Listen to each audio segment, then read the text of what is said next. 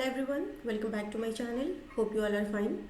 So in today's lecture we are going to deal about cell division. Okay, cell division के बारे में पढ़ेंगे. देखते हैं. सेल डिवीज़न बेसिकली आप लोगों ने पढ़ा होगा इन योर लोअर क्लासेस कि सेल डिवीज़न बेसिकली दो तरीके का होता है. The first one is mitosis and the second one is meiosis. दो तरीके के सेल डिवीज़न के बारे में आप लोगों ने कभी ना कभी पढ़ा होगा श्योरली. ठीक है, इन्हीं के बारे में आज के लेक्चर में बात करने जा रहे हैं. देखिए, ये आपका एक सेल है, एक जनरल सेल. ठीक है, इसके अंदर सेल डिवीज़न होना स्टार्ट हुआ है. Look here, the cell division starting.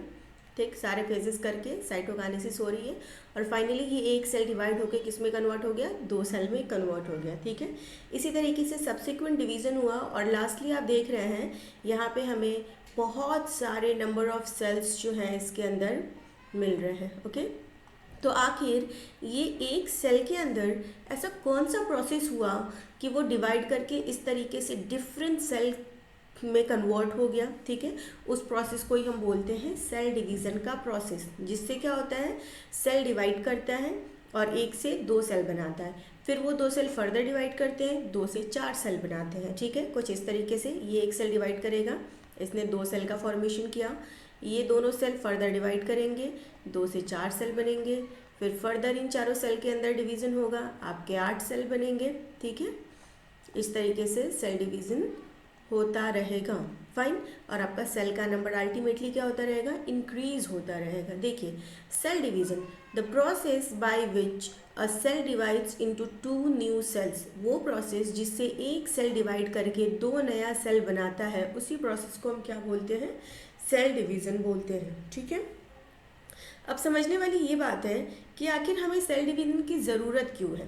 ठीक है, what are the need for the cell division. Need, ठीक, पहली ज़रूरत क्या है, the very first need for the cell division is living things grow by producing more cells, not because each cell increase in size. आपने देखा होगा जब कोई भी छोटा सा बेबी प्रोड्यूस होता है, जब कोई भी एक ऑफ स्प्रिंग बॉर्न होता है, तो वो साइज़ में काफ़ी छोटा होता है. फिर जैसे जैसे वो बड़ा होता है तो बड़े होते जाते हैं, जैसे हम सभी बड़े हो गए. ठीक है, तो हम में क्या हुआ है, ग्रोथ हुई है ना. ग्रोथ कैसे हुई है, क्या जितने सेल हम जब बेबी थे हमारी बॉडी में जितने सेल थे उतने ही सेल अभी भी हैं? नहीं, ऐसा बिल्कुल भी नहीं है. हमारे सेल में उससे बहुत ज़्यादा, हमारे बॉडी के अंदर उससे बहुत ज़्यादा सेल है.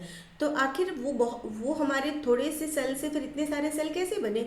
वो इसलिए बने क्योंकि हमारे बॉडी के अंदर हो रहा है सेल डिवीज़न. हमारे सेल्स डिवाइड कर रहे हैं और डिवाइड करके दो नए नए सेल्स का फॉर्मेशन करते जा रहे हैं. एज अ रिजल्ट हमारा जो साइज़ है वो क्या हो रहा है, इंक्रीज हो रहा है. तो हमारे अंदर जो ग्रोथ है वो सेल डिवीज़न का रिजल्ट है. ओके, इसलिए हम ग्रो कर रहे हैं क्योंकि हमारा बॉडी का हर एक सेल डिवाइड कर रहा है, ना कि इसलिए कि हमारा बॉडी का हर एक सेल ग्रो कर रहा है. ग्रोथ ऑफ कोर्स हो रही है, लेकिन सेल डिवीज़न की वजह से ही क्या होती है, ओवरऑल सेल ग्रोथ आपको देखने को मिलती है. दूसरा, what is the need of cell division. Second need है रिपेयर ऑफ डैमेज टिश्यू. हमारे आप लोगों को कभी ना कभी चोट तो लगी ही होगी. ओके, तो फिर क्या होता है, कुछ समय के बाद हमें जहाँ चोट लगी होती है वहाँ के टिश्यूज़ रिपेयर हो जाते हैं, बिल्कुल प्रॉपर हो जाते हैं. कैसे हो गए भाई? वो इसलिए हो गए क्योंकि हमारे बॉडी के अंदर अभी भी सेल डिवीज़न चल रहा है. क्योंकि सेल डिवीज़न चल रहा है इसीलिए जो टिश्यूज़ हमारे डैमेज थे उनको रिपेयर कर दिया गया, वो सही हो गए. ठीक है, तीसरा नीड देखिए, third need of the cell division is if cells gets too big it cannot get enough nutrient into cell and waste out of the cell. अगर क्या हो जाए, सेल बहुत ही बड़ा हो जाएगा साइज में, ठीक, तो उसको एनफ न्यूट्रिएंट नहीं मिल पाएगा और क्या हो जाएगा, वो हमारे वो जो सेल है वो वेस्ट हो जाएगा हमारी बॉडी में, फिर उसका कोई फंक्शन नहीं रह जाएगा. ऑफ कोर्स आप किसी भी बड़े बड़े जानवरों को अगर खाना नहीं देंगे तो वो अल्टीमेटली डाई कर जाने वाले हैं. तो चूँकि सेल अब साइज़ में काफ़ी बढ़ चुका है तो इसलिए उसको न्यूट्रिएंट नहीं मिल पा रहा है. एज अ रिजल्ट वो वेस्ट हो जाएगा हमारे लिए, इसीलिए उसके अंदर सेल डिवीज़न करा दिया जाता है ultimately, so that we can use that particular cell. ठीक है, जैसे देखिए ये आपकी एपिडर्मिस की लेयर दिखाई गई है, यहाँ पे ब्लड क्लॉट का फॉर्मेशन हुआ है. ठीक है, यहाँ पे ऊपर एक लेयर बन गई है, यहाँ है रीजनरेटिंग एपिथेलियम. ये जो एपिथेलियल टिश्यू आपकी फट गई थी ये क्या हो रही है, रीजनरेट हो रही है और फाइनली ये आपको एक नई एपिथेलियम टिश्यूज़ बना के दे दी गई है. तो this is what the meaning of reparations. इस तरीके से सेल रिपेयरेंस में, सेल ग्रोथ में और सेल को प्रॉपर न्यूट्रिएंट सप्लाई करने के लिए सेल के अंदर क्या किया जाता है, माइटोसिस कराई जाती है, सेल डिवीजन कराया जाता है। This is the need for the cell division. Okay, moving on to the next. देखिए और बातें करते हैं। The original cell is called the parent cell. जब भी कोई एक सेल, जैसे आपका ये एक सेल है, ये डिवाइड करके अल्टीमेटली क्या कर रहा है, दो सेल्स बना रहा है, तो ये ओरिजिनल सेल जिसके अंदर डिवीजन हो रहा है, इस सेल को हम क्या बोलते हैं, इस सेल को हम बोलते हैं parent cell. Okay, the original cell is called the parent cell. और इससे ये जो इस एक पेरेंट सेल से आपके ये जो दो नए सेल्स बन रहे हैं, इनको हम क्या बोलते हैं, इनको हम बोलते हैं daughter cells. They are known as what, they are known as daughter cell. अब सवाल ये है कि इनको डॉटर सेल ही क्यों बोलते हैं, इनको सन सेल भी तो बोल सकते हैं, है ना, लेकिन ऐसा इसलिए नहीं बोलते क्योंकि only the daughters are the one who are going to be reproduce. ठीक है, बेबीज़ को जन्म कौन देता है, लड़कियां ही देती हैं, औरतें ही देती हैं, लड़के तो नहीं देते। इसीलिए यहाँ जो दो नए सेल्स बने हैं, ये फर्दर डिवाइड करके दो दो सेल्स बनाएंगे ना, इनको भी आगे क्या करना है, डिवीज़न करना है अभी, तो इसलिए हम इनको क्या बोलते हैं, डॉटर सेल्स बोलते हैं। समझ आ गई बात। इसके अलावा देखिए, before cell division occur the cell replicates all of its DNA, so each daughter cell gets complete set of genetic information from parents. क्या बोल रहे हैं कि माइटोसिस के अंदर क्या होता है, इसके पहले कि सेल डिवीजन हो के दो डॉटर सेल बनाए, उसके पहले होता है रेप्लिकेशन, और यू कैन से उसके पहले होता है डीएनए रेप्लिकेशन, जिसके अंदर क्या होता है, जिसके अंदर आपका डीएनए डुप्लीकेट होके अपने डीएनए अपने क्रोमोसोमल सेट को डबल कर लेता है, जिसकी वजह से हर एक डॉटर सेल को क्या मिल पाए, इक्वल अमाउंट ऑफ डीएनए मिल पाए। जैसे देखिए ये आपका पेरेंटल डीएनए है, ठीक है, यहाँ आपको ये क्रोमोसोम्स दिख रहे होंगे। अब ये क्या हुआ है, यहाँ पे हुआ है डीएनए रेप्लिकेशन, तो क्रोमोसोम का कंटेंट क्या हुआ, डबल हो गया ना। ये काम कब किया जाता है, ये काम किया जाता है एस फेज में, आगे पढ़ेंगे हम, ठीक है। एस फेज में डीएनए का डुप्लीकेशन और डीएनए का रेप्लिकेशन होता है। इसके बाद ये प्रॉपर सेल डिवीजन हुआ, और देखिए जो दोनों डॉटर सेल्स बने हैं, इनका क्रोमोसोमल कंटेंट कैसा है, पेरेंट सेल के जैसा ही है। तो डॉटर और पेरेंट सेल का क्रोमोसोमल कंटेंट एक जैसा हो, इसीलिए क्या किया जाता है, एस फेज के अंदर डीएनए डुप्लीकेशन और you can say DNA replication किया जाता है, जिससे कंप्लीट जेनेटिक इंफॉर्मेशन का जो सेट है वो क्या हो जाए, डबल हो जाए। ठीक है, each daughter cell is exactly like the parent cell. हर एक डॉटर सेल जो होती है, ये डॉटर सेल्स हैं, this two are the daughter cells, ये बिल्कुल एग्जैक्ट पेरेंट सेल के जैसा ही होता है। Same kind and number of chromosome, ये बिल्कुल ऐसा ही दिखेगा भी, और इनमें नंबर ऑफ क्रोमोसोम्स भी बिल्कुल वैसे एकदम सेम होंगे, ओरिजिनल सेल के जैसे होंगे। ओके, याद रखने वाली बात है। और ये काम किसके अंदर होता है, ये काम सिर्फ और सिर्फ माइटोसिस के अंदर होता है। जो माइटोसिस सेल डिवीजन है, उसमें एक से दो डॉटर सेल बनाए जाते हैं, और डॉटर सेल का क्रोमोसोम नंबर जो है बिल्कुल अपने पेरेंटल सेल के जैसा ही होता है, कोई भी डिफरेंस नहीं होता। Okay, moving on to the next. बहुत सारे ऑर्गेनिज्म जो हैं, स्पेशली यूनिसेलुलर ऑर्गेनिज्म, उनमें रिप्रोडक्शन भी किस मेथड से होता है, उनमें रिप्रोडक्शन भी इसी तरीके के सेल डिवीजन से, मतलब कि आप बोलिए माइटोसिस की मदद से होता है। जैसे कि देखिए यहाँ पे आपको एक यूनिसेलुलर ऑर्गेनिज्म दिखाया गया है, इसके अंदर सेल डिवीजन हो रहा है। अब ये सेल यहाँ से बीच से ऐसे टूटेगा और ये दो डॉटर सेल्स के अंदर कन्वर्ट हो जाएगा, ठीक है ना। एग्जाम्पल बैक्टीरिया, बैक्टीरिया हो गया, अमीबा हो गया, इन सब में क्या होता है, नॉर्मल जो सेल डिवीज़न है उसकी वजह से ही रिप्रोडक्शन भी होता है, ठीक है। तो most of the unicellular organism में सिर्फ नॉर्मल सेल डिवीज़न, माइटोसिस से रिप्रोडक्शन भी हो जाता है। ऑल्दो अगर हम कॉम्प्लेक्स ऑर्गेनिज्म की बात करें लाइक ह्यूमंस और मोस्ट ऑफ द ऑर्गेनिज्म, तो उनके अंदर माइटोसिस से रिप्रोडक्शन नहीं होता है। उनके अंदर रिप्रोडक्शन करने के लिए, रिप्रोडक्टिव सेल्स बनाने के लिए मियोसिस कराने की ज़रूरत है, जिसके बारे में ऑफकोर्स हम डिटेल में बातें करेंगे, ठीक है। Moving on to the next, अब हम बात करने जा रहे हैं डीएनए की, ठीक है, जो जेनेटिक मटेरियल हमारा प्रेजेंट है उसके बारे में। ऑल्दो आई थॉट कि we don't need to talk about it much more, लेकिन चलिए कोई नहीं, if it is already given तो बात कर लेते हैं। देखिए डीएनए जो है, डीएनए लोकेटेड होता है सेल के न्यूक्लियस के अंदर, और सेल की सारी एक्टिविटीज़ को कंट्रोल करता है। ये हमारा एक सेल है, ठीक है, ये हमारा न्यूक्लियस है, ये हमारा genetic material, and this is the nucleolus. Fine. This is the cell, this is the nucleus, this is the chromatin thread or you can say DNA. ठीक है, and this is the nucleolus. Fine. ये आपका normal एक cell का structure है, आपने पढ़ा भी होगा. ओके, तो जो डीएनए होता है हमारा वो कहाँ लोकेटेड होता है? न्यूक्लियस के अंदर लोकेटेड होता है. और ये जो डीएनए है हमारे सेल के अंदर, इसका क्या काम है? इसका काम ये है कि ये हमारे सेल की सारी एक्टिविटीज़ को कंट्रोल और रेगुलेट कर सकता है. ठीक है, हमारे डीएनए के अंदर हमारे सेल के अंदर जो डीएनए होता है वो कैसा होता है? वो काफ़ी लंबा होता है और थ्रेड लाइक स्ट्रक्चर होता है. ठीक है, और ये non dividing cells in a non dividing cell is called chromatin. जब कोई डीएनए मटेरियल लंबा थ्रेड के फॉर्म में प्रेजेंट होगा किसी एक नॉन डिवाइडिंग सेल के अंदर तो उसको हम क्रोमेटिन थ्रेड बोलते हैं. कितनी बार पढ़ चुके हैं हम? देखिए ये है आपका क्रोमेटिन थ्रेड, यहाँ लिखा हुआ है, थ्रेड के फॉर्म में दिखाया गया है. Double coiled short DNA in a dividing cell is called chromosome. अब ये क्रोमेटिन थ्रेड क्या करता है कि इस तरीके से थ्रेड के फॉर्म में नहीं रह सकता है अगर सेल डिवीज़न करना है तो. अगर जब तक हमारा सेल जो है वो नॉन डिवाइडिंग है तब तक तो कोई दिक्कत नहीं है. ठीक है, तब तक आपका जेनेटिक मटेरियल जो आपका डीएनए है वो क्रोमेटिन थ्रेड के फॉर्म में रह सकता है.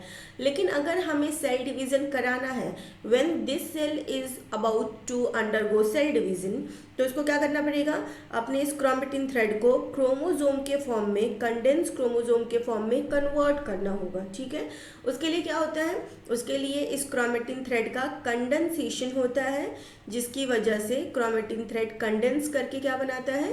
क्रोमोजोम बनाता है. क्लास 12th में आपको डिटेल पढ़ाया जाएगा कि क्रोमेटिन थ्रेड कंडेंस कैसे बनाता है,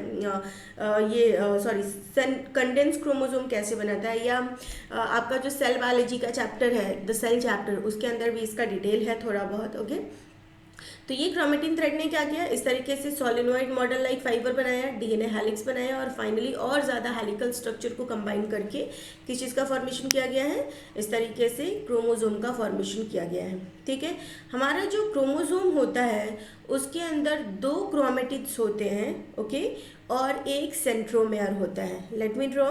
दिस इज द क्रोमोजोम जैसा कि वहाँ बनाया गया है.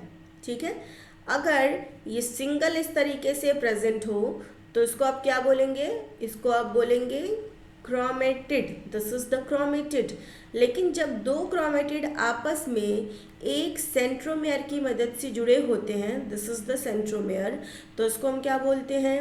Then it is known as chromosome. ठीक है, तो here is the, you can see here is the chromatid, the single chromatid.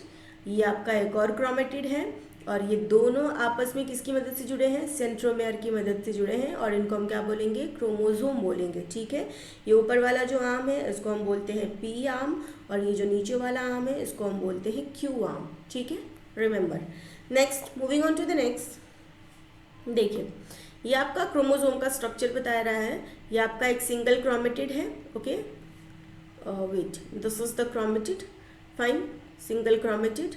और जब क्या हुआ है, ये अनडुप्लीकेटेड फॉर्म में है, मतलब अभी इसने एस फेज पास नहीं किया है. जब ये एस फेज को पास करेगा तो ये किस में कन्वर्ट हो जाएगा? इस डुप्लीकेटेड क्रोमेटिड्स के फॉर्म में कन्वर्ट हो जाएगा, क्रोमोसोम के फॉर्म में कन्वर्ट हो जाएगा. ठीक है ना, ये एक सेंट्रोमियर, ये 2 chromatids. Fine, so this is the chromosome which possess duplicated chromatids. Fine, देखिए 2 identical sister chromatids attach at an area in the middle called as centromere. 2 identical sister chromatid, ये एक क्रोमेटिड है, ये एक क्रोमेटिड है, दोनों एक ही साथ जुड़े हुए हैं तो इनको हम क्या बोलेंगे कि ये सेंट्रोमेयर की मदद से आपस में 2 सिस्टर क्रोमेटिड्स जुड़े हुए हैं. ठीक है, when cells divide sister chromatids separate and one goes to each new cell. जब भी सेल डिवीजन होता है तो ये सिस्टर क्रोमेटिड्स जो है वो इस तरीके से बीच से सेपरेट हो जाती हैं सेंट्रोमेयर के ब्रेक होने की वजह से, और ये एक एक क्रोमोसोम जो है वो क्या होते हैं? आपके डॉटर सेल्स के अंदर इस तरीके से चले जाते हैं. समझ आ रही है बातें? whenever cell divisions occur. Moving on to the next, chromatin to chromosome illusion. Chromatin thread chromosome कैसे बनाता है? ये देखिए, ये आपका क्रोमेटिन थ्रेड जो कि हमारे न्यूक्लियस के अंदर प्रेजेंट है. ठीक है, इसके बाद क्या हुआ? इसने अपने आप को डुप्लीकेट किया, डुप्लीकेट करके इसने अपने आप को कॉइल किया और क्या बनाया, इस तरीके से आपका क्रोमोसोम बनाया। क्रोमोसोम को बनाने की क्या ज़रूरत है, क्रोमोसोम बनाने की इसलिए ज़रूरत है ताकि सेल डिवीज़न में मदद मिल सके। ठीक है, सेल डिवीज़न में बराबर इस तरीके से जब सेल डिवीज़न होगा तो सेंट्रोमेर स्प्लिट होके ये बराबर नंबर ऑफ क्रोमोसोम्स जो है वो क्या कर सके, दोनों डॉटर सेल्स के अंदर जा सकें। ठीक है, मोर एफिशिएंट डिवीज़न के लिए हमें किस चीज़ की ज़रूरत है, हमें ज़रूरत है क्रोमोसोम के फॉर्मेशन करने की। ठीक, चलिए नेक्स्ट देखिए, हम बात करेंगे क्रोमोसोम के नंबर की। हर एक ऑर्गेनिज्म की बॉडी के अंदर कुछ फिक्स नंबर ऑफ क्रोमोसोम होते हैं। ठीक है, स्पेसिफिक नंबर ऑफ क्रोमोसोम।